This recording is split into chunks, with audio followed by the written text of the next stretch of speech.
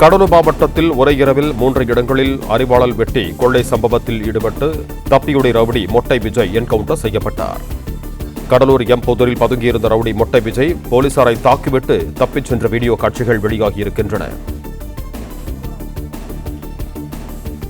இதுகுறித்து கூடுதல் விவரங்களோடு இணைகிறார் எமது செய்தியாளர் லெசி ராஜா. வணக்கம் லெசி ராஜா, உங்களிடம் இருக்கும் தகவல்களை சொல்லுங்க.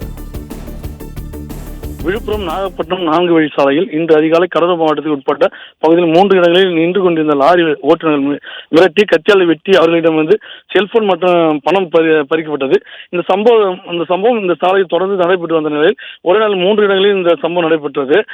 தீவிரமாக தேடி வந்த நிலையில் இந்த சம்பவத்திற்கு முக்கிய காரணமான புதுவை மல்ல ரவுடி மொட்டை விஜய் மற்றும் அவருடன் நபரை சேர்ந்த ரவுடிகள் அவர் வேப்பூர் பைபாஸில்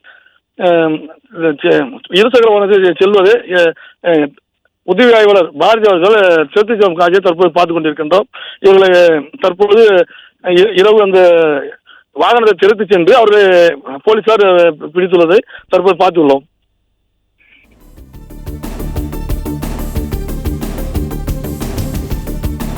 பிளே ஸ்டோர் மற்றும் ஆப் ஸ்டோரில் இருந்து பாலிமர் செயலியை QR கோடு மூலம் பதிவிறக்கம் செய்யுங்கள்.